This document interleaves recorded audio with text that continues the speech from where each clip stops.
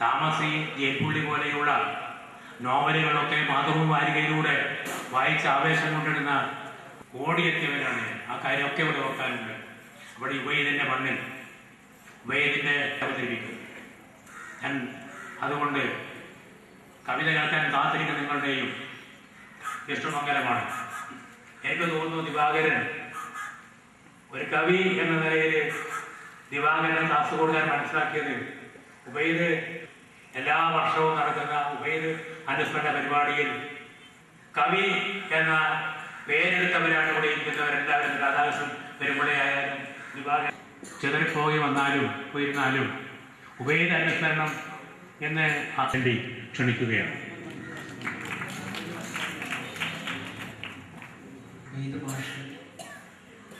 എന്നൊരു വ്യക്തി, ശുദ്ധനായ മനുഷ്യൻ, ഇന്ന് ഞാൻ ഈ ഒരു നിലയിൽ കവി എന്ന നിലയിൽ നിൽക്കാൻ സാധിക്കുമായിരുന്നില്ല. കാരണം ഞാൻ കാസർഗോഡ് കോളേജിൽ പഠിക്കുന്ന കാലത്ത് ആണ് സാഹിത്യവേദിയുമായി ബന്ധപ്പെടുന്നത്. അന്നൊക്കെ അഹമ്മദ് മാഷ് പ്രസംഗിക്കുമ്പോൾ ഏത് പ്രസംഗമായാലും ഉബൈദ് മാഷ് ഉണ്ടാവുമായിരുന്നു.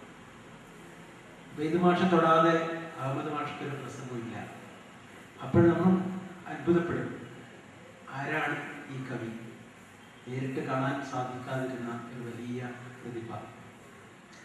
പിന്നെ അദ്ദേഹത്തിൻ്റെ കവിതാ പുസ്തകങ്ങൾ തേടിപ്പിടിച്ച് വായിക്കുമ്പോഴൊക്കെ മനസ്സിലായത് മനുഷ്യൻ്റെ നന്മയ്ക്ക് വേണ്ടി നിരന്തരം ഒരു യജ്ഞം പോലെ ജീവിതത്തെ കൊണ്ടു നടന്ന ഒരു വലിയ മനുഷ്യൻ,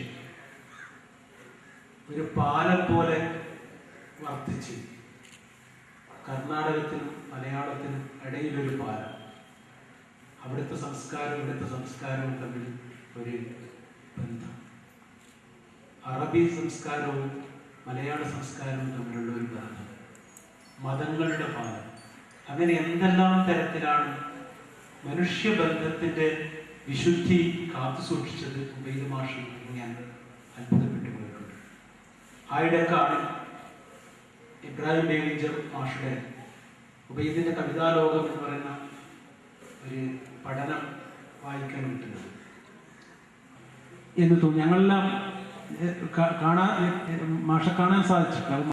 ഒരു കവിത ചൊല്ലിക്കൊണ്ട് ഞാൻ ബാക്കി പറയാൻ വിചാരിക്കും. പച്ച പച്ചയില, പച്ച പച്ച പച്ചയില, പച്ചയിലേലൊരു ചെറുമുട്ട, മുട്ട വിരിഞ്ഞു വരുന്നൊരു പുഴുവിന് പട്ടുകൊണ്ടൊരു കൊട്ടാരം.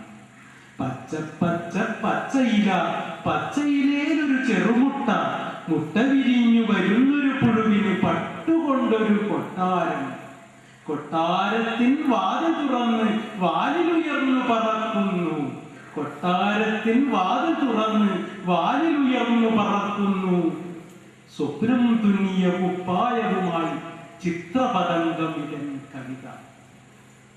കവിത എഴുതാൻ താല്പര്യമുള്ള കുട്ടികൾ, നിങ്ങൾ മഹാകവിയെ കവിതയിൽ എങ്ങനെ ആവിഷ്കരിക്കും എന്നുള്ളതിൻ്റെ എൻ്റെ ഒരു തീവ്ര ഏറ്റവും ഞാൻ ആരാധിക്കുന്ന പത്രപ്രവർത്തകൻ അദ്ദേഹം പറഞ്ഞു.